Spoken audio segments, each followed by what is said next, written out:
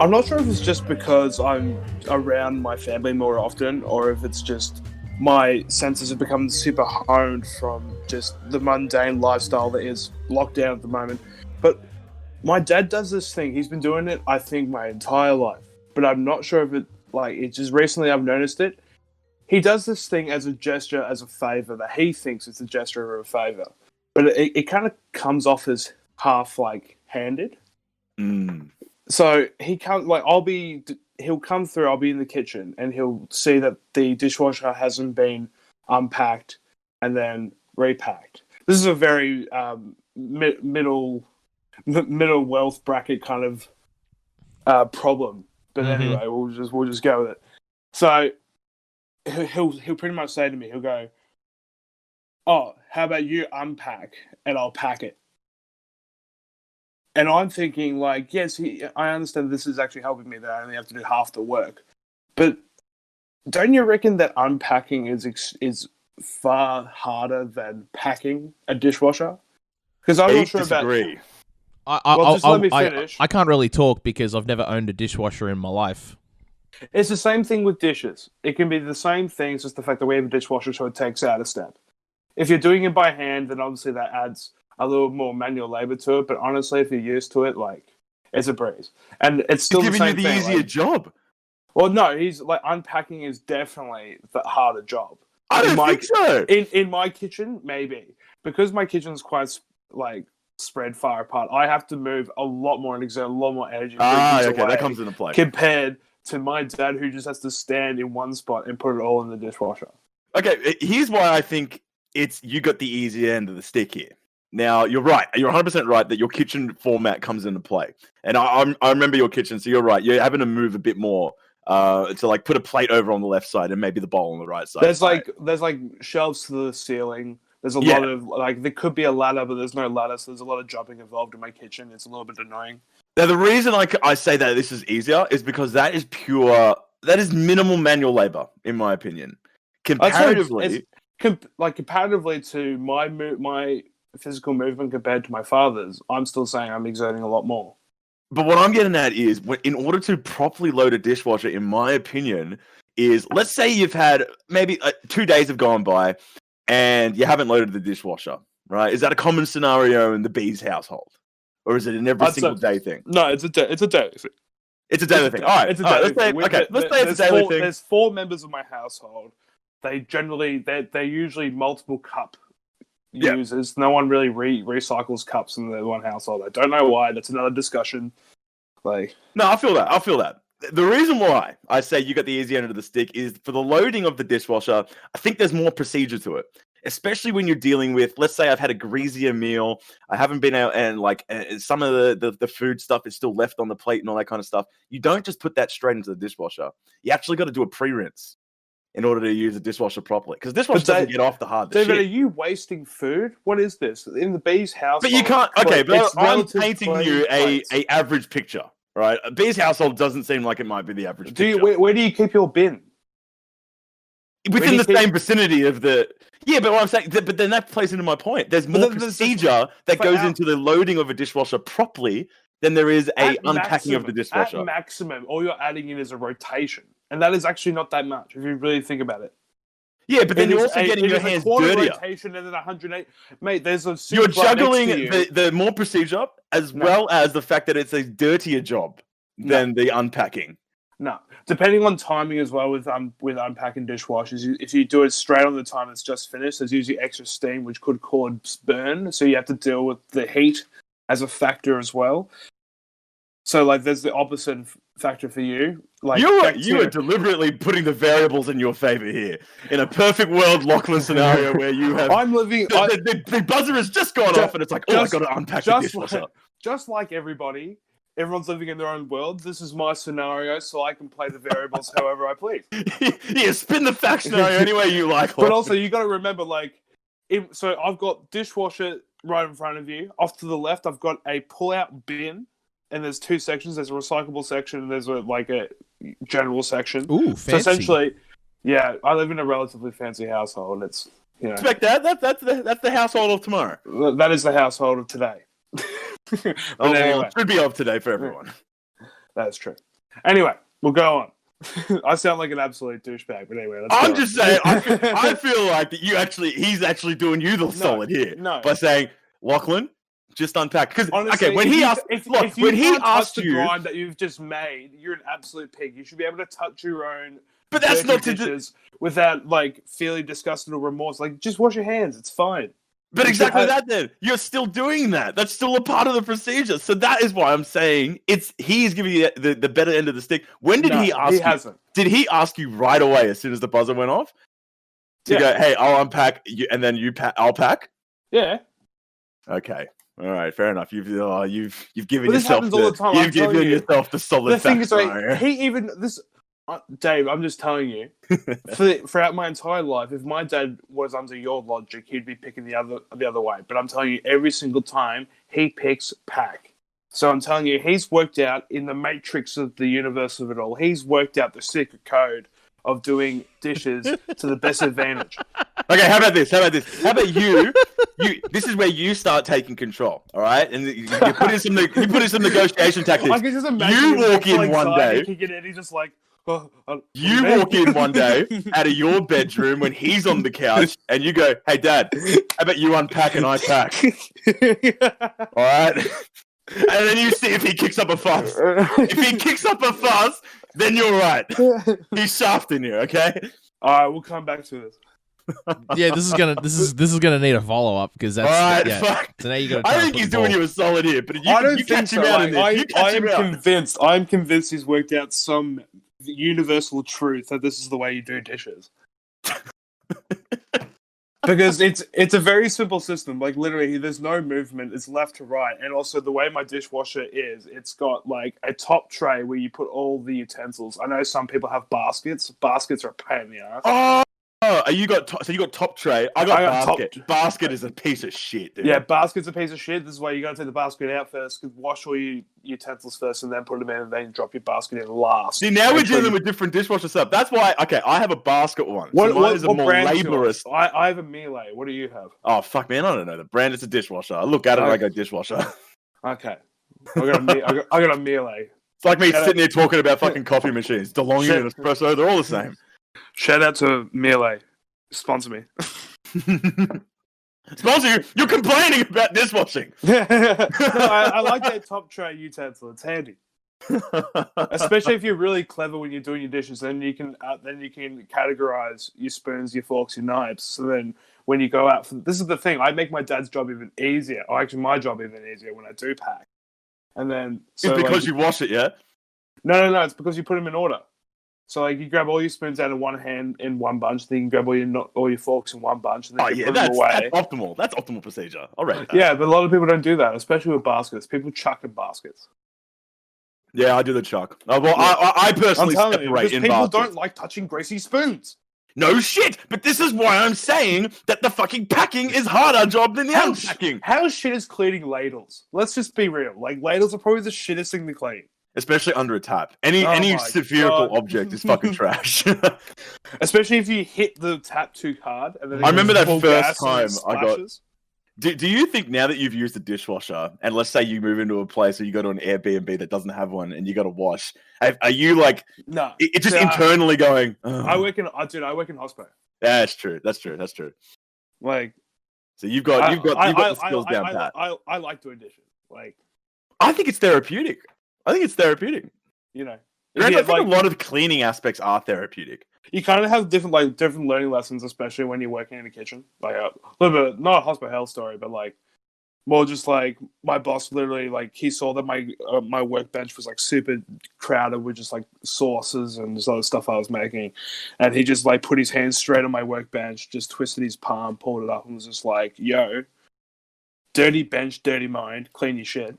Ooh. And then it was just like, yeah, fair enough. And then from there on, it's just like an absolute mentality. It's like whatever workbench, even if it's just your office space at home, make sure you have a relatively tidy space for like optimal kind of work.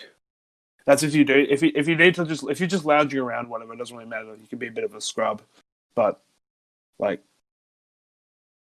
you know, clean workspace, clean mind is generally what I'm saying. But I completely forgot what we're actually talking about. we just let you ramble on. God, it's one of those mornings. It's one of those mornings. It's a Saturday morning. Leave me alone. It's raining outside. It's cold. Just want to get tucked up by the fire. There's days like these where I wish I was a cat. Oh my god. There's actually some days where you just look at an animal's life and you just go, God, it's just so ignorant. Like, ignorance is bliss in that moment when you look at someone's dog and it's a very pretty dog and you can tell they live in a very lavished lifestyle. And you go, for a dog, you got it pretty good. But then there are other dogs you're like, oh well, that's not exactly a great lifestyle. I don't know. Can I call a Pint Party on this? Pint Party? I want to call it myself. I don't know whether or not you and I kind of just come to like this.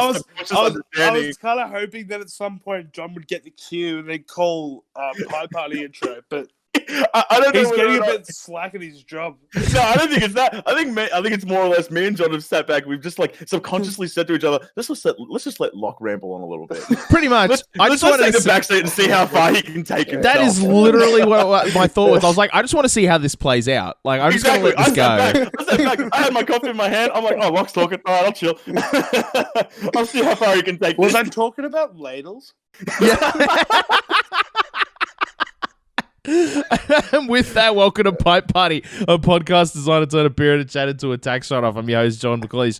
And joining me this week is the majority of the gimmick gang. It's the band boys. When it's Locke and Dave, it's the band boys. Oh, it's the band boys. I apologize. The band boys themselves, David Young and Lochie Beazleigh. Boys, welcome. Yo! Yeet. How are we doing? Good. I'm good. Jeez, Locke, you really went on an absolute tangent there. I did. That was wild. What about ladles? We're gonna tighten up from here on, boys. It's gonna be a long show otherwise. That was absolutely wild. Because the thing was like I literally I couldn't get involved in that one because, like I said, like I grew up working class my entire life, mate. You guys were all about dishwasher and stuff. Never had any of that. I knew one person in my life who had a dishwasher. And they were like the well-to-do middle-class people. That and my rich uncle. And then, especially when you made the bin comment, literally the only person who has a drawer bin like that I know of is my wealthy uncle. So I was like, oh shit! Like drawer bins are a bit fancy. Like normal bin, like I only got the drawer bin a couple of years ago. I've pretty much been used to like either a door bin or just like an external bin. Like door bin. Yeah, we had a door bin. See, I just got a bin. Yeah, I've got just a bin. I've got a wicker basket that I call a bin. No, wicker baskets belongs to the bathroom, mate. Oh no, we bought like a job lot of wicker baskets and we use them for everything. Yeah, we do. I've got a wicker basket for my laundry. I've got several wicker baskets for my laundry, and I've got one for very 80s. Yeah. Oh yeah. That's when they were purchased. You know what? I'm actually glad that we're talking about home things because one of the things I want to talk about today, boys, actually, and great segue, brilliant segue. I was discussing it the other day. Now, obviously, we're all in this stage 4 5-kilometer bubble, right? And it's got me thinking. And I had this conversation with Michael. Like my 5-kilometer bubble is okay. All right. I've got nice walking trails near me. I've got different kinds of landscapes around. I've got a variety of cafes and Uber Eats that are within my range. Like, I'm doing okay in my bubble. But if I had to pick the most overpowered suburb to live in during this time, it's got to be either Brighton or South Yarra. Not according to the Karen of Brighton. She got bored walking all over Brighton. Yeah. Oh, but are we really going to give her opinion fucking weight? Well, I think, yes. I think Karen has provoked a very strong archetype in the Melbourne state. You know, I think there's actually a lot more Karens out there than we think, and we're going to be wary of these Karens. I absolutely agree. Okay, you just said it, like we got to be wary of these Karens. Exactly. I'm not saying we should shoot down the Karens. Like, they have every right, like everyone else, to complain and whinge. But you know, Karens have a certain touch that makes it just sound a little bit more pretentious. I can fine. You know what? That Karen of Brighton, obviously she's not happy with Brighton, but everyone outside of fucking Brighton wishes they were in Brighton. In her mind, it was literally like, oh, I'm just so sick of walking Brighton, so I thought I'd go to the town today. Here's the thing, right? We're all hanging shit on this one person, but I guarantee you she's not alone in that suggestion. This is what I'm saying. Like, she's not. I'm not saying she's not. The Karens. And I know this. Here's how I know this, because I remember, you know, in the early days of Pint Party, we used to record in Brighton, and walking through Brighton in my working class get up, being just existing as who I am in the universe. That is just my aura. And I stuck out like a sore fucking thumb. I walked down the street and everybody avoided me. I honest to Christ, I remember seeing it once. An elderly couple crossed the street to avoid me. They crossed the street. So I'm telling you right now, like, because they're like, oh, it's a dirty poor person. Oh, we can't be seen near them. No. I think just the fact that like, where Brighton is located, I think it's just more like outsider. What I'm getting at is outsider. What I'm getting at is when I come. What my question is, based on the criteria of nice surroundings, good walking trails, different kinds of unique landscapes where you're not getting bored, food around you as well as shopping and cafes. What is the one suburb that you wish you could live in right now during this pandemic? The one I'm in right now. Honestly, Springvale. This is where it's at, dude. Yeah? Yeah, sell it to me. Sell me Springvale, because based on the criteria I've given you, can you sell me Springvale? Because that's my criteria why I've given it to Brighton. South Yarra not as much, because I think they lose it out on the walking trails because they're very city grid. Right? So obviously their walking trails aren't great. Are we now Melbourne Audible postcards? Like, what are we?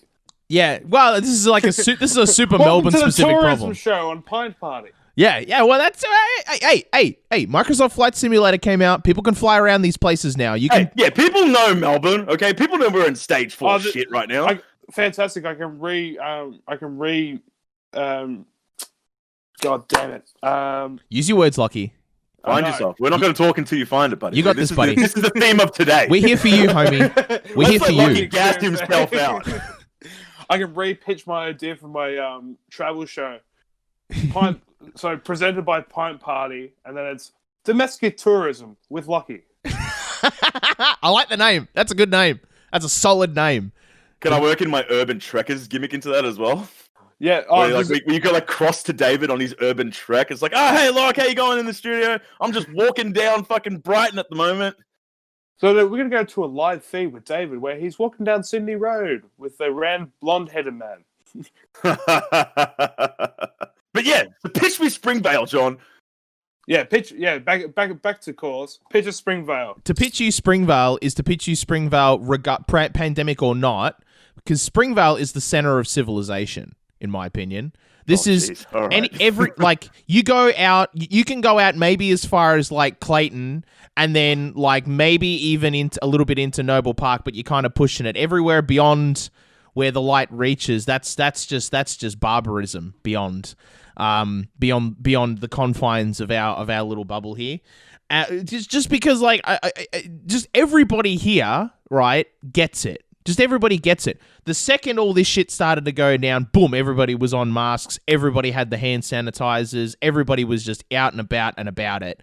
Even like the one thing, actually, Dave, this actually brings up a good question. I have like it's the one, like, I mean, I've lived my whole life in Springvale, and for those of you who don't know, it's a predominantly like Asian suburb with, people like, a lot of Vietnamese people and everything like that. And so, like, there are large bits of Asian culture that I understand that most white people don't get. But there's one thing I don't understand, and this is a question I actually wanted to ask you, Dave. What's the deal with, like, elderly Asian men just randomly sitting in places? Like, they'll just rent, like, and it's always the same archetype. I'm talking like, that point where like you hit like 75 and suddenly you age 30 years, like that age. Right. Yep, and they're just randomly popping a squat places. Now, it doesn't even make sense where, because I've seen them do it, like, and they're just looking out at a car park, and I'm like, that's not even an interesting thing to look at. Like, you see them popping a squat along a busy street, and it makes sense. Oh, you're people watching, and you're out and about and amongst it. Like, that kind of makes sense. But I've seen them sitting in corners, just like staring at nothing. There's like nothing there, and I don't understand what's going on. I don't get it. I really don't. And it's like, and there's no rhyme or reason to why they're sitting there. They just do, and they're just sitting there, and they're just chilling out. And I'm just like, what are you doing? Like, hold on, are they in groups? Tell me they're in groups. No, they're individuals. They're in groups. No, they're individuals. Oh, interesting. They're not flocking in groups around this time. No. This is a thing that's gone on for years. By the way, this is like not even got nothing to do with the pandemic. It's the one facet of Asian culture, Southeast Asian cultures that I don't understand at all. Is it the squat in general? Like, why did we choose to go for the popped squat rather than just stand and lean? No. It's why why have you decided that is the place that you're going to sit and squat for the next 4.5 hours? Like, I just don't understand. That's the bit I don't get. Because they're there for a while too. That's what I'm saying. Like, I'll go and do my shopping and I'll come back and they're still there. I'm just like, what? And rain, hail, or shine, they'll just find random places to do it. I just don't understand.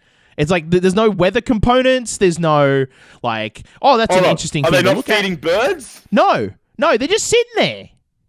They just sit. That's what I mean. Interesting. Yeah. Interesting. Because Because normally, packed lunch. No. yeah, It doesn't normally in these situations, you've either got them in squads. Now, if they're in squads, you don't question it. All right, that's just a Saturday afternoon out for them. Yeah. No, I get Right. that. Yeah. Right. Now, if they're in squads and they're squatting around and they're playing cards, don't even bother questioning that either. Yeah. No. The squat They're, ups. they're I know. talking business at that point. Yeah, no, I know. We've got whole spots dedicated to it. There's whole cafes where they go and they play like the Chinese version of drafts and stuff. Yeah. Once they whip out the cup and dice, it's all over. Have you seen them play cup and dice? Once, and I was and I walked quickly away. When the cup and dice very are quickly out looked and you've away. got a squad of them popping the squat, you turn a blind eye. Yeah. Oh yeah. You turn a blind eye and you go the other way. Yeah. Because they're in for a rowdy night because then they're about to hit up Melbourne and they go to the local karaoke. Yeah, no. 100%. Squads, 100%. Squads, duos, trios, and squads make sense. It's the solos I don't get. Now, yeah, I'm with you on this one, John. I don't understand the solo pop squat. Yeah. Now, if it's the pop squat and they're on their phone, I get that with the smoke in their hand. No, right? No, not even that. They're just sitting there. Not even a smoke in there. Not even a cigarette in their hand with the phone out and they're probably on WeChat. They're not even doing that. No phones. I've never seen a phone. Occasionally, it's rare, but occasionally I've seen a cigarette. But more often than not, no cigarettes. I'm shocked. This is actually perplexing. I don't because understand. you never see them solo. Solo. Mate, they are sprinkling themselves all over my fair suburb, just like popping squats around a place, and I don't understand it. Like I just want to know what. But it's why? Wholesome though, isn't it? It's wholesome though. No, I love it. They're just out. I think it's wholesome. I think it's art. To be honest, if I walked past and I saw a random man just popping a squat just in the middle of the street, I'd be like, I don't know what that man's going through. I don't want to know what that man's going through, but I respect his hustle. They don't even look like they're upset. Going through something. No, they don't even look like they're upset. They look pretty content with they're just like, this is the place I'm going to squat right now, and I'm okay. We are a stoic people. You will never know when we're upset. They don't look. You'll never upset. know when we're happy either. Like emotion, They all look pretty. They look pretty chill. They're like I'm happy just to like squat here. He's either for popping no a squat in celebration that he's just had his firstbborn son, or he's popping a squat because his shop just closed down, and you don't even know. Right? It's either one of them on the spectrum. Yeah, that's what I mean. I was just like, okay, yeah, I don't get it. That's the one. So there you go. There's a reason why you should come to Springvale, is to observe this social phenomena in action. But also the other thing is that, like, I mean, the food here has always been pretty good. There's always good food going, no matter what. And even then, in the 2 decades since I've lived here, the food has only gotten better because we've got more people from all over the world who've come here now. Like, the Indian food scene in Springvale now is insane. True, you would want a multicultural suburb. Oh, fucking A. I'm going to give you a point there, actually. That's a good point. That's been a point of pride in Springvale for decades. We've been doing multi-faith, multicultural things. I went to Springvale South Primary School, which is not called that anymore. And like every single year, there was always a multicultural, multi-faith festival thing going, and we were always partaking in it in one way or another. So yeah, it's like we got food from all over the joint. It's great, and like I said, it just as we've gotten more people from more places moving in, it's been fantastic. we've been getting more and more different kinds of food. The only thing, like the thing I'm waiting for is for the first Sudanese restaurants to open up because I haven't had Sudanese food yet, so I want to try that.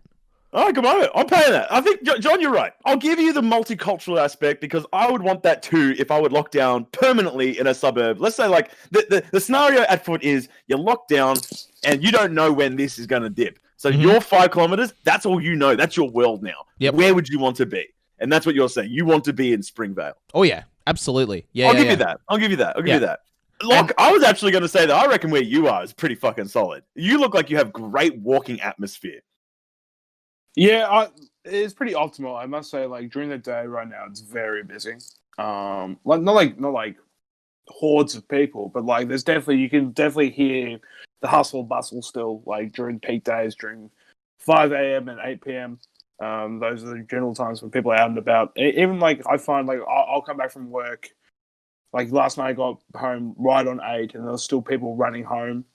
But there's always like heaps of people doing walking trails. There's about 3 ovals around my area, plus linking trails up to the Mitcham station, and then there's a walking trail that goes parallel with the Eastern Line that will go all the way to Blackburn, I'm pretty sure, and that's like my 5k radius anyway. So like Mitcham to Blackburn's a really nice area. Yeah, I rate your area. But if I could pick any suburb, I'd probably pick around you as well. It's not shabby. I'm pretty content. I feel sorry for the people who are like, they're either holed up in the hills or they're right on the beach because you'll lose 5 kilometers to the fucking sea at that point. Yeah. And that's just tough living. Well, at the start, when some of my mates who like lived together in a place in Hawthorne, they right when the corona was first starting, one of them just decided, okay guys, I'm going to drop out of this rent and I'm going to go back to my parents' house. And he lives right next door to Rochford Wines, which is out in the Yarra Valley. God. So literally, he wakes up every morning to just like clouds rolling in over his like vineyards of all the grapes growing, and like all this like beautiful wooded back decking and patio and like raised pillars of oak that he has like holding up his house. It's sick. But like that's his experience. Like, yes, it's probably a lot. Like, he's very much isolated up there. It's like him and his family on like, I don't know how many acres, but it's like quite a few. But they like live a very isolated like life. But it's. Do you reckon nice, if you lived on let's just say like the 5 kilometers extended to the country, and you lived on like a couple of acres? Oh, I thought you were going to ask if I became a farmer. Am I losing half of my farmland if like, oh, there's my end of my 5Ks? Can't go beyond that. I think there's some farmers who live on like Coldstream and stuff, maybe. God, speaking of sovereign citizens, did you guys know at one point in time that there was some township in like Western Australia that petitioned to become a sovereign country? Yeah, there's a few of them in Australia. There's a few of them that have made a fucking solid claim to it, but there is literally one in some part north of like Perth in WA that genuinely has their own constitution. They don't recognize Australian Parliament at all. They have their own system in place. Like, but obviously, in terms of the Australian constitution and our government, they're part of Western Australia. But in there, they have their own currency that they trade with. It's fucking fantastic. Yeah, but like, I mean, and they've tried several times to succeed from Australia. You don't even need to do that. Like under international law, it's King of the Hill rules apply. So like, if they want to claim themselves to be sovereign from Australia, they can, but they've got to have a military to support that. Otherwise, it just doesn't happen. It's King of the Hill rules. I'll agree with that. Obviously, it's not completely correct, John, from a law standpoint. No, there's precedent. It was tested. It was obviously, tested. if you have a military, you can do whatever the fuck you want, because then on international rules, you can just declare war and succeed from that. But in order to do it via the Constitution, you need to get it pushed through Parliament. Oh yeah. But if you don't want to recognize the Constitution at all, if you want to say we're a wholly entirely separate country, right, then you can just do it. But then, Oh yeah, of course. But then you got to fight the country that is Australia. Yeah, that's exactly it. That's what I mean. Yeah. That's what I mean. There was precedent for this. There was this mad Texan guy, and I love. It's always the mad Texans that do this kind of crazy shit. Basically, there was a volcanic eruption like off the coast of, was it Fiji? I think it was Fiji. Somewhere up there in the Pacific, in those islands, there was a volcanic eruption, and a little island spropped up, like a tiny little one that wasn't going to last very long. You know, they pop up and they disappear back into the waves and stuff like that. Happens all the time. But this mad Texan saw this little island, and it was technically in international waters, was technically outside of the economic, claim of Fiji, and he went, right, I'm going to claim that island, and I'm going to start my libertarian tax-free paradise. And he sent barges out there with sand to like shore it up to keep it from sinking in the waves. And he was super excited. He's like, fuck yeah, we're going to start a new country, and it's called Freedomville or whatever. I don't know what he called it. And it's going to be a libertarian paradise. It's going to be great. Anyway, Fiji government gets wind. I think it was the Fijian government gets wind of this. No, it was Tonga. Sorry, it was off Tonga. That's right. Now I remember. It was off Tonga. The Tongan government gets wind of this and goes, yeah, he's technically in international waters, but do we really want a mad Texan for a neighbor? No. So they sent the Tongan Navy out and just said, no, we claim this island. This is ours now. And he was like, you can't do this. It's international waters. And they're like, no, it's an island. King of the Hill rules. You want to come for it, you and what army, mate? And the United States government was not interested in a tiny little bit of sand out in the middle of nowhere, and was just like, no, we're not helping you, Mr. Mad Texan. And that was that. And they just guarded it until it sunk beneath the waves again, and then they went back home. So yeah, King of the Hill rules. There's real precedent for all of this crazy shit that goes on in the world. Just before we jump off into the next discussion point, I literally just this fucking moment got a message from my father. No text. No fucking... I hate this man. I hate this man so much. Oh, here we go. I hate this man so fucking much. It is him in his gym, shirtless, showing off his gains. But he does Why the does modest this man exist to torment me? he does the modest man flex though, doesn't he? He just like hands by his side. Yeah, dude, hands in his pockets. Now, this man, he's trim for 60. But what he's doing here, and like has to be what he's doing, because he knows I'm in stage 4. He knows I can't go to the gym. He knows I live in a small space. So he's literally just sent me a fucking snapshot of him in his roof gym, shirtless, showing off his fucking recently just finished workout, and he's looking fucking cut. Now, get it? I get it. He's like, obviously, his intention, hey, Dave, I'm looking pretty good. But really, have a look at the gym equipment in the fucking background. There's 2 messages there. There's 2, right? There's, hey, Dave, look at me. Aren't I looking great? And it's sort of like, yeah, fam, you're looking great. But also, fuck you, Dave. I got a gym and you don't. God. What is he doing to me? Oh my god. Well, let's move on with Bubbles. There's something I brought up with you, Dave, a little while ago. But I wanted to talk more about it. I actually did research on this. I surprised myself with that one. So the AFL, for like the end of this season, are doing like a bunch of back-to-back games like as a thing. But for next season, I don't want to talk about this season. Next season, they're thinking about doing sort of a similar thing and doing like a festival of footy, and doing like a whole season in like a month, with shitloads of games and everything. And I thought you were talking about it like a one-day round robin like we used to do in primary school. No. They want like a month of footy, right? And it's like a whole footy festival, and every day there's a match on every day on the telly and stuff like that. Because apparently it's done really well for them, like ratings wise, just having the footy on every day and everybody's tuning in going, fuck yeah, like footy every day. This is great. And I think, and I kind of really like that idea. For a few reasons. For me, like as a Melburnian, I like it because it's like it's footy in the news. It's great, and I like that people are playing the game. But also as somebody who's not a big sports fan, I feel like having a month of footy is kind of like ripping the Band-Aid fast, right? It's sort of like you let all the footy fans get it all out of their system, and then for 11 months of the year they leave me alone, and that's great too, and I really like that. Which is why, for me, the example of this that I really like is the tennis. So the tennis has their like Australian Open tournament, and I mean I get that they have tournaments like all year round, but like really the one that honestly has an impact on my life is the Australian Open, because that's the one that's the one that all the television stations here are like, we're going to cover this 24 hours a day, 7 days a week. It's 4 o'clock in the morning. Everybody's at home in bed. So what do you think about match 75? Right, and it's sort of like, okay, but then it's like ripping a Band-Aid, right? They do that for a month, and then I don't have to think about tennis again until next January, and it's great. Isn't the footy? I'm not 100% wrapped around it, but isn't the footy festival the idea that they came up with in order to supplement the fans for missing out on months worth of games? So they've just condensed it now, but it's nothing. It has no impact. That's not going to be a long-term plan. Yeah, nor should it be a long-term plan. I get it. Because I don't agree. Like, it's not sustainable, and also it's not.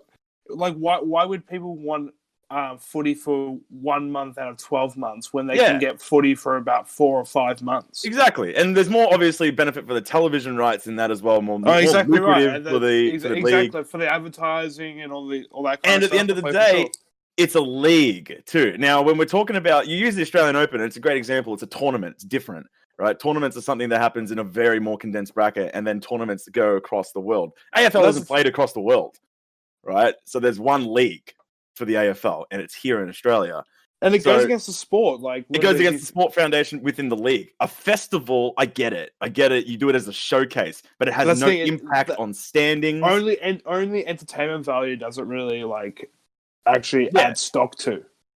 Yeah, we're on the same page here. Because it's an entertainment event at that point. Like, you are displaying these like feats in a very condensed period of time, like 1 month out of 12. Now, in saying that, a sports league, which is then it's like more focused on the actual art of the game itself. Yeah, exactly that. Now, in John's defense, I would say, the footy festival's a great thing because it is very entertaining. You could use it to push us on the world stage and say, here's our game here. Yeah, obviously other countries know our game exists, but they haven't given it their respect yet. Here's our sample size to garner more respect.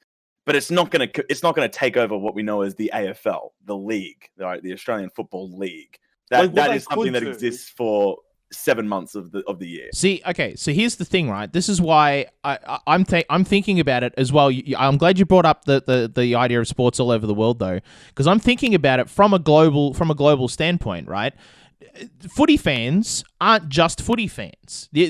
Footy fans, like, take yourself, David. You like the footy, but you also like basketball. You like the NFL a little bit, and I don't know how much you dabble in baseball or anything like that, but like, you dabble in other sports.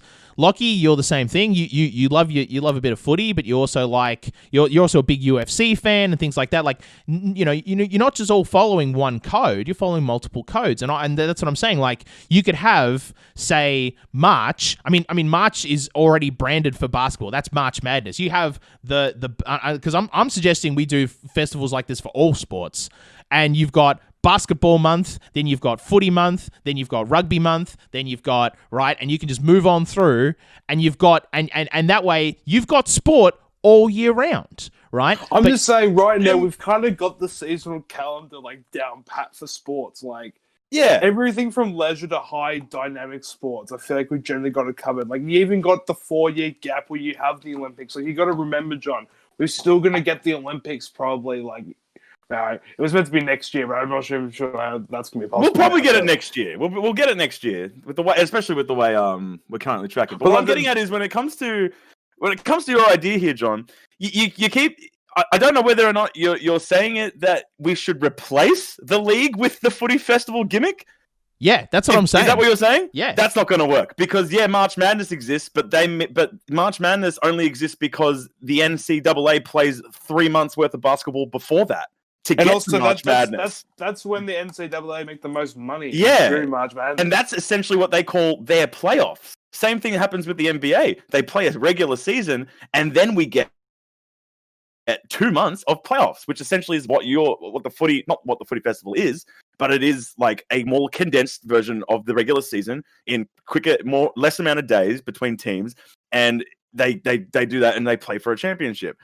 But it happens in the AFL too. It's just that maybe they should rework how the finals work, or the finals work in the AFL, where you split regular season and then you do a different format you in AFL. Extend that. You couldn't really extend that anymore. Yeah, you couldn't. It doesn't work. And on top of that, you couldn't do a playoff like scenario for the footy. It just would not.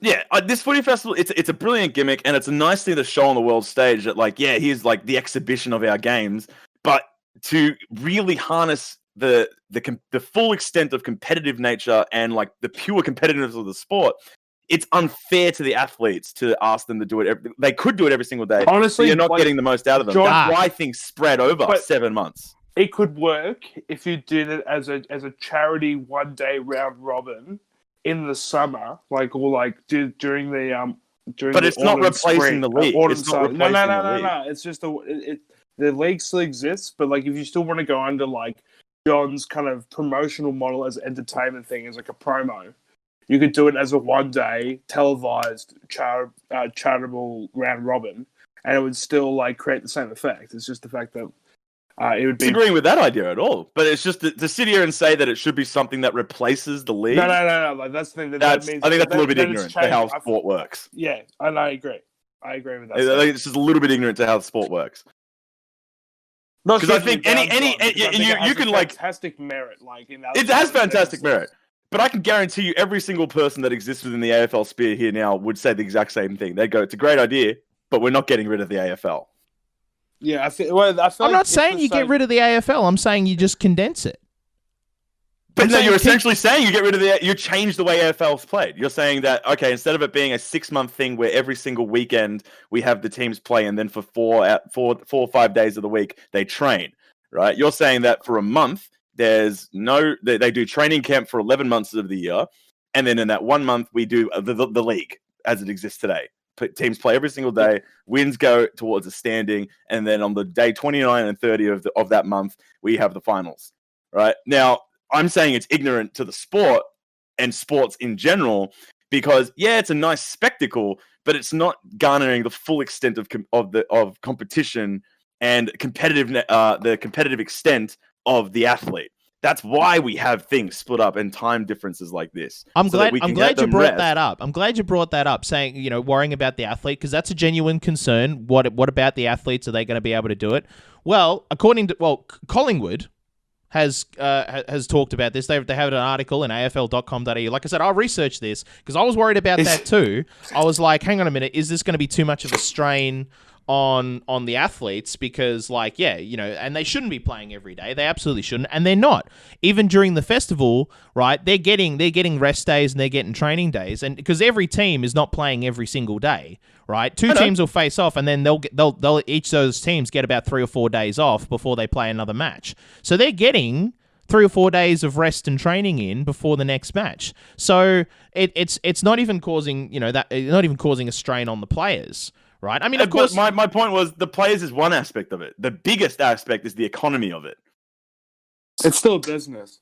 It's a business, and you're an idiot for like a league to sit there and go, "I'll only get 1 month worth of revenue from this," and then for 11 months of the year, we just won't have television rights. We just won't have television rights. Okay, well, I mean, so the AFL boss talked about that, and he was like, you know what? There's a future for a festival of footy. He's even saying that we could do it, and he's actually cited television rights as sort of the big reason for it. He reckons everybody's loving it. The ratings are doing really well. It's rating well, and this is also like it wasn't explicitly talked about, but the Pies said something similar, saying there's been interest and fans are loving the festival of footy. So from a television standpoint, from an economic standpoint, they seem to be open to the idea. How it all gets structured and stuff, of course, is not perfect. I mean, I'm not here saying I should write the rules for this because I don't fucking know. But I'm saying that I think this is something that the higher ups should seriously sit down and kind of have a think about. Yeah, and what I'm reading here is that it says the footy festival could feature within the AFL league. Now, it's not to say that the league doesn't go away in terms of the week by week structure. It's just a gimmick added in. That's the thing. They would never take away. Yeah, when they they're can not just getting add. rid of 6 months of rights and week in, week out structure, and everything that we've already said before, in place of just this 1 month new structure. What I'm reading is that it's what happens during the bye week between the final round and then final starting. Or in that 3 weeks where we don't get any footy because all the teams have been seeded and now we begin finals. Maybe it plays similar. The way I can see this working is to use something that we're having within the NBA. How about we play up until we do week by week, blah blah blah blah, and then when we get to towards the tail end, we know who the major seedings are. But then any of the teams who were like 15, so we use the NBA structure for the moment, right? 30 teams in the league, right? And 2 conferences split. And then it's the top 8 from each conference that moves on to play in the playoffs. Any other team outside of that doesn't make it. So what the bubble has done is that it has cut out all the teams who didn't even have a fucking chance. All the shit teams. They didn't make it to the bubble, right? And it brought only 22 teams. What similar this can do is you do a bubble within the AFL and you go, all right, there's 32 teams in the AFL, Loch? No, 18. There's 18 teams. Yeah, there's 18 teams. Let's just say we know for a goddamn there was 16 fact. and there was 18. Yeah, then they expanded. Let's just say we know for a fact because it's the top 8 that makes into the finals of the AFL. You know for a fact that teams 18, 17, and 16, even if they won every single game when they got invited to the bubble, they wouldn't make it to the finals, right? They don't get invited. But we invite the major teams who still have a chance to make the make the finals, and we play quick games within like a week, and we go, all right, this is now for the final seeding places. Teams 1 through 4 don't need they can play in order to just like get some training in, but if they lose, it doesn't fucking matter. But this is the games for teams like 11, 10, 9, and 8 to fight for those final spots, similar to what the bubble did. But you do it in a far condensed footy festival style structure, where it's just day in, day out, you're having a team play, and you do that for a month straight, and then at the end of that month, we know who's going to the finals. And then you go right back into the finals. Same thing that happened within the bubble. It was almost every single day a bubble game was on. They fought for the final spots in their seeding, and at the end of that, we knew who were going into the NBA playoffs. And then they moved away from the bubble, and now we're getting the week in, week out structure of the playoffs. That is how I imagine something like this could really work in the AFL. Is you do that condensed footy festival thing towards the end of the season, and then you just say, this month, similar to bubble, is the footy festival. I'm telling you, like, you got to remember as well, like... But it doesn't get rid of the league. It does not get rid of the league. It does not get rid of week in, week out games, because the economy just does not work for that. And if I'm the fan, I'm not sitting here and I'm sitting here and I'm going, well, that's bullshit. Yeah, I had a really great month. What the fuck else am I going to do? See, that was my point. See, no, that argument there, that was my argument for it, though. You said, yeah, you had a really great month of footy, but like I said, Dave, you're not just a footy fan. You also like basketball. You also like other sports. That's what I mean. So you have like a month of footy, and then you got another month of basketball. They're not doing that. Well, right now, everyone's thinking footy because it's winter. As soon as we get a hint of summer coming to do, people are going to be like, oh, cricket. It's cricket season. And then people are going to be arguing the same thing about, like, why are we doing cricket every single day? Like, well, you pretty much are, mate. You're playing 5-day tests, and there's pretty much a test on every week. Like, so you pretty much do have cricket all summer through, and then that's pretty much like the split for as long as they can balance the footy season and the cricket season. That's pretty much channel. What? Well, it was all on Channel 9, but now who's got the rights to the cricket now? 7, doesn't it? Is it 7? So I think it's 7. Doesn't matter. So seven's pretty much doubled down on sport. So now their whole calendar is now split into like, okay, so now we're doing the footy brackets. That is under John's model, which is the 1 month. That means Channel 7 would be having to focus all of their budget and stuff on 1 month of footy, and then do they do like straight after 1 month of cricket, or do you split it in like the middle of July you do, or June? Well, July is probably a good one. July you do your festival of footy, and then what? Do you wait till December and then do your summer of cricket and do it all the way through? No, it doesn't work. But what I'm getting at, my next point is, you're thinking too local. You're thinking too local, guys. That's what I'm saying. Like you got to think global with this, right? And I am thinking, and that was my point. Now thinking globally, this doesn't even work globally because no other league is doing this globally. So why would they stop what they're doing to just watch 1 month of footy when at the same time they're going to have basketball on as well as any other sport. And then once that month is over, you can't watch that, right? Because it's not a week in, week out thing. I'll just go back to watching basketball that exists for 6 months of the year because that's how But the also league works. globally, they focus on the multi-level of professionalism of the sport. Like in America, they don't obviously just televise like professional sport. They also televise college. Yeah, and then that opens up so many more blocks and days they have to cover. it's like I said, John. It's a great thing if it exists within a structure. It's not something that's going to replace the structure. It's not something that we sit back now and we go, all right, let's say we send a memo out to the world leaders of the world and we go, hey guys, all right, AFL, we've got this thing, all right, it's the footy festival. It's fucking fantastic where we just play our entire sport within a month. Every single day we have a game on within the month. Now, I am President of America, David Yang. I've looked back and I've gone, that's a really good idea. I'll tune in.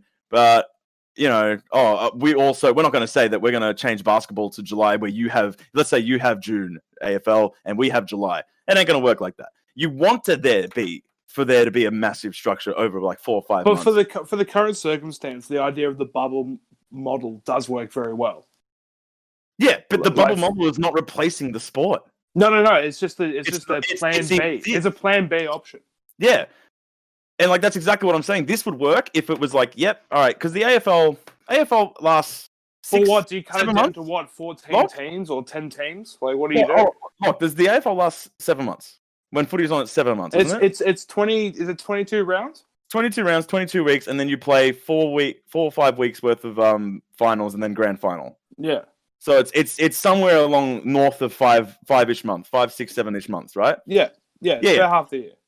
Now, what I'm saying, and where I think this would really work, is if you played that first 4 months of regular season shit, and then you played this footy festival for 1 month, where you invite all the teams, and it's a quick fire round robin fight for the final spots. I actually completely just forgot about one very crucial element, David.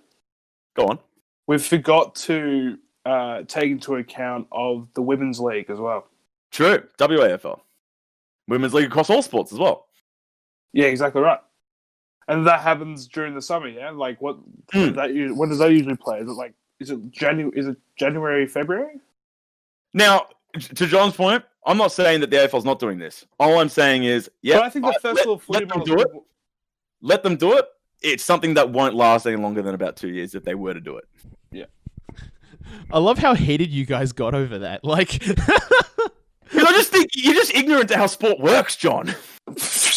All right, you're sitting here saying, "Yeah, I want there just to be 1 month of footy, and then for 11 months of the year, we can focus on other shit." I get that. Right? I understand your efficiency is. Yeah, I respect efficiency, John. But as a sports fan and someone who understands like the athleticism of it, God damn it, they're not going to do it. It's a great gimmick, but they're just not going to fucking do it. Nor should they fucking do it. And the way now how they're doing the virtual integration of like people actually being able to like Skype in and zoom in on the event is like really cool, and like how they can televise people's like faces on the screens. I think it's added a whole new like dimension to the way. I'm glad you said that, Locke, because this is what I love with sports nowadays, especially in the last week. Right, we've had NBA fucking playoffs and bubble finish. Right, we've had the rise of fucking Damian Lillard, which is going to be if all pans out. Is one of the greatest stories in sports. In sports, across all sports, what he is about to do if he does it. We have the new normal appearing within the UFC and combat sports, right? And I'm going to include WWE and wrestling in that as well, right? They're changing the fucking game. Arenas are now packed up with virtual fans, right? People Skyping in and watching and then providing crowd noises, all that kind of shit. Right, like this is the new normal now, and it's fucking brilliant. It is fucking brilliant how like it's taken a bit of time to get adapted and to get all this shit worked out. But now that it's hit its stride, I'm fucking for it. Like this virtual movement with all sports going, it's fantastic. Like watching the playoffs games right now. I don't know about you. Like I don't know if you've watched some playoff games, Locke. Just highlights and things, really. Like I love the atmosphere. Right, and they're steering into it. I was watching the Lakers game. They have Little Wayne Skypes in as one of the fans in the crowd. right? And he gets fucking amongst it, right? He's like on his screen. They'll cut to Lil Wayne after like a score. Lil Wayne will stick his hand up to like the side of his webcam, trying to get a high five from the person who's just randomly next to him, probably a couple of countries away, right? Who's tuned in to watch this.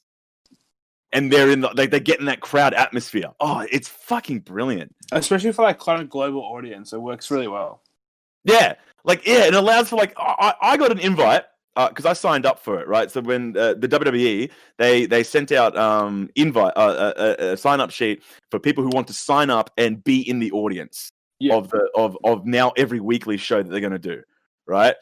I got an invite today to watch it. I jumped in for just a little bit because I was doing this today. I jumped in for a little bit.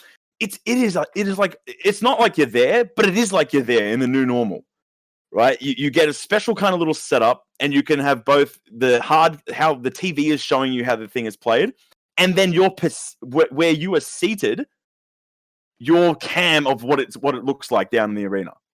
Yeah, it's fucking sick. It is added like a new kind of dimension. That is so fucking cool. Like my kind of not like issue, but kind of. I have a worry, David, that this is kind of turned sport more into more of a production. Because obviously you get rid of the live element, it becomes more, you have more ability to control. Like, obviously you don't control the actual play, but you have control of the presentation. That's been going on for decades, though. The NFL has had to change the way they play their games heaps because of television stuff.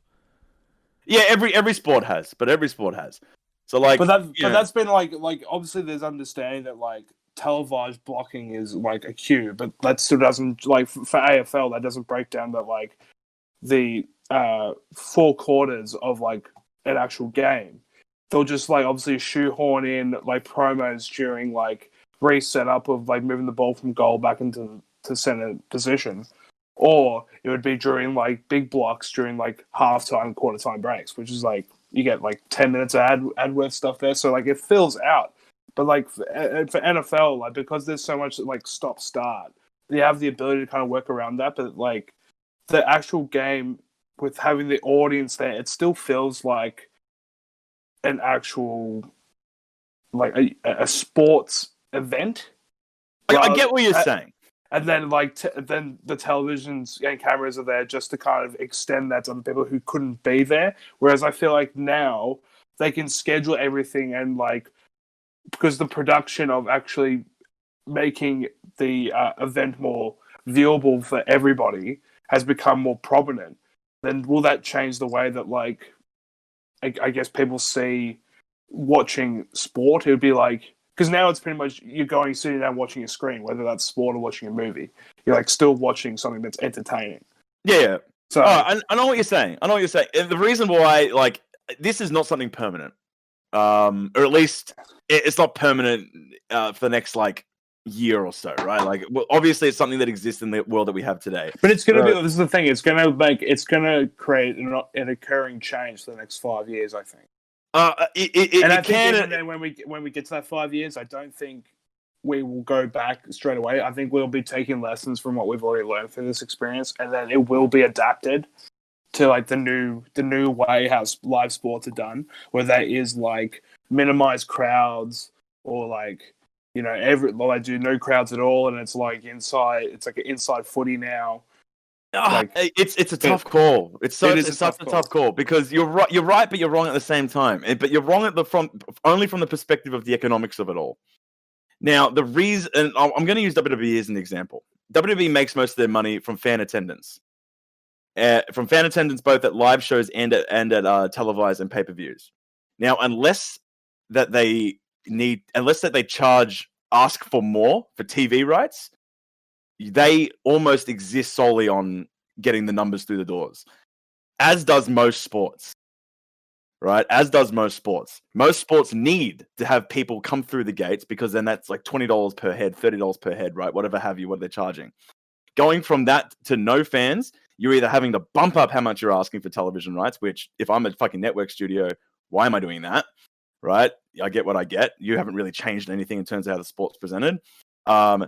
But that's one of the reasons. Now, obviously, in today's climate, there's no way around it. You have to go no fans. So they're losing a lot of money. All leagues are losing money right now compared to where they were a year ago. Obviously, right? Especially the wrestling industry, which thrives on fan engagement. I make it an interesting point that, like, from an advertising point, like, I understand that there's obviously more social corporate responsibility kind of active at play, like with the NBA, for example, with how, like, they've allowed the players to put the social slogans on the back of their jerseys instead of having that as their own name, as their own brand. Like that, and also that's the same thing with, like, advertisers, how they used to be able to put just like their logo on the jersey. I'm not sure if they still do that on the NBA.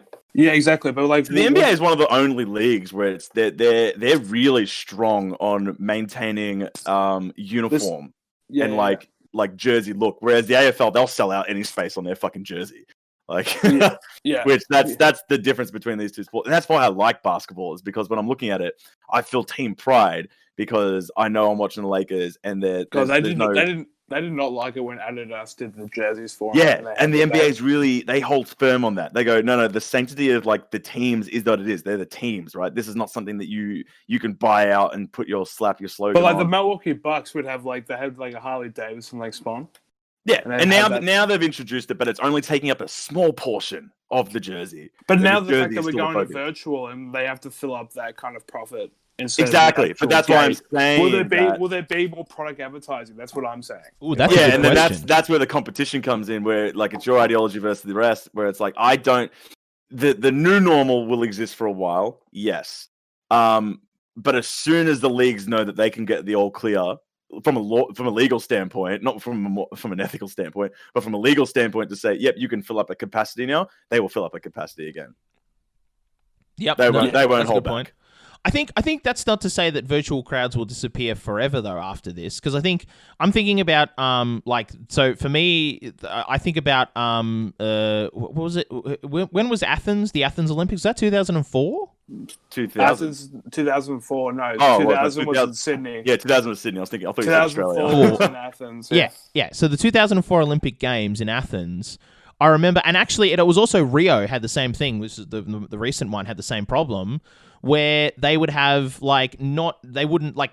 Sydney, of course, we sold so many fucking tickets, we had to have a lottery to win the chance to buy a ticket. But not every country is as sport mad as us. And, like, I remember the Athens Games and the Rio Games, of course they would have sellouts for, like, the big events, but for smaller events, and I'm talking, like, not even like the medal, I'm talking like the non-medal heats for, like, javelin and shot put and shit like that, right? You would look at the players, and they would do super, super tight shots on the players, because if you zoomed out even a little bit, it was empty stands. There was just nobody there. I know what you're saying. I think having a virtual crowd for, like, that, right, would be great. So that's what I'm saying, for, like, smaller events, right? Or, like, events that aren't held as often, or events like the Olympics, events for the Olympics that in countries where they're not getting the attendance, that's where a virtual crowd would be really good. I agree. I agree with that standpoint, and I think that's something that should exist anyway, right? Because you're right. Using it as a supplement.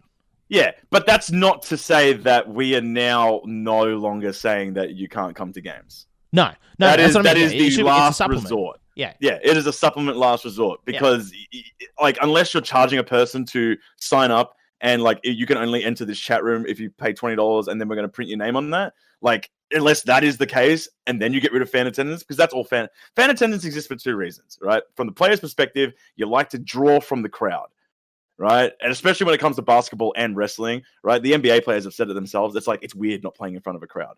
Same with the AFL. It's weird not playing in front of a crowd, because if I'm an athlete, I'm competing physically, but when I'm on a full adrenaline rush, I need to know that I've got people behind me, not just my teammates, but my fucking fans as well. Which I find it interesting how it's affected, like, individual sports, like either golf or like the UFC. Those sports shouldn't be shouldn't be affected, but it really affects every other sport. And it's basketball, affected the UFC AFL fighters, like, the most. It has. They say, like, it's weird. You can hear the other coaches giving watching your opponent advice on how to knock you out. It's weird. No, exactly that. But, like, UFC. not just I love UFC, but they're the ones that haven't really.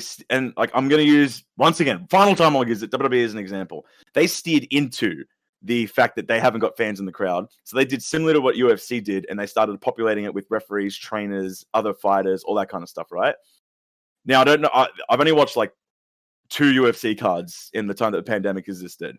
Yeah. But I haven't seen them incorporate because they can't, right? It's very MMA strict fighting. It's like a genuine combat sport. They have like the way they like have kind of tried to maintain that sense of liveness is they have 1 ring girl instead of 3 ring girls, just to kind of minimalize personnel. Like that's like obviously the health risk is like the number 1 priority. Yeah. And Dana White says, well, the best way we can still put on a show with minimal crew, and we'll just do it like the normal the way we normally do it. We'll just have to eliminate as many like hazards as we can.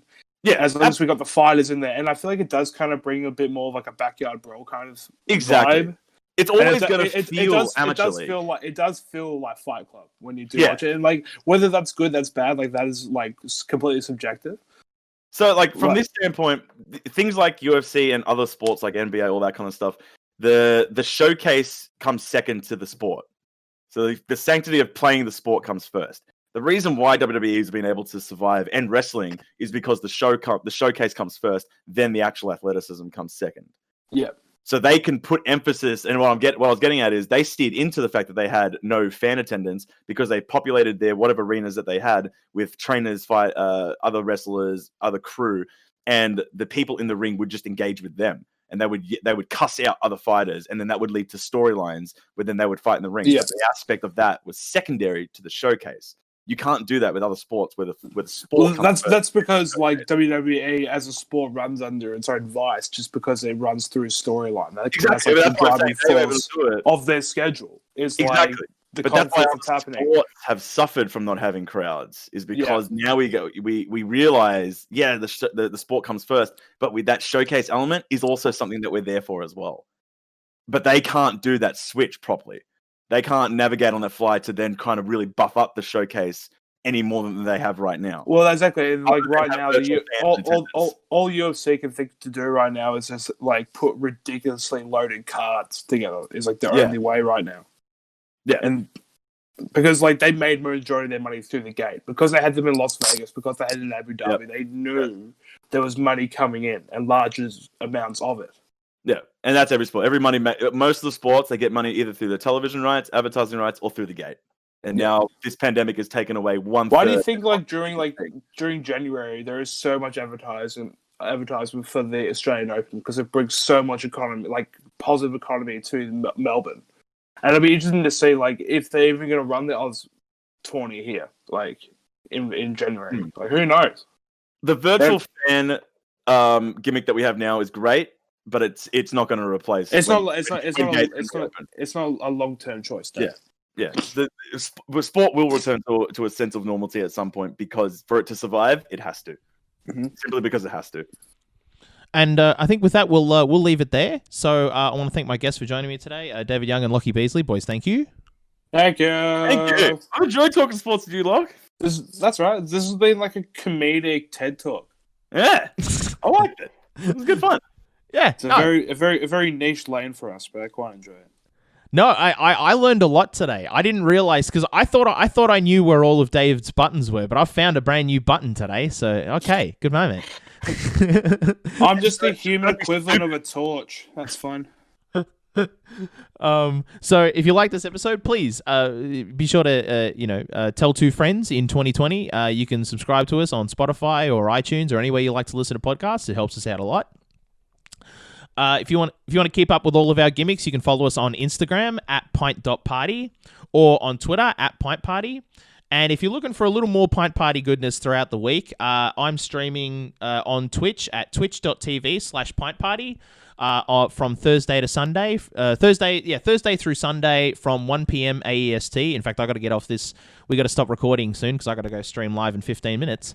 I'm playing Final Fantasy XII, the Zodiac Age, which is the hunt for the magic stones. And then that's on Thursdays and Fridays, and on Saturdays and Sundays I'm playing Horizon Zero Dawn, which is like a really fantastic, RPG, post-apocalyptic gimmicks all the way through. It's absolutely fantastic. I'd highly recommend coming by. And if you're looking for all of that in one place, podcasts, Twitch streams, all of it, all in one place, check out our YouTube. So just search Pint Party on YouTube and you'll find it all there. So with that, this has been Pint Party. Cheers. Cheers! I'm gonna go play Fall Guys. Yeah!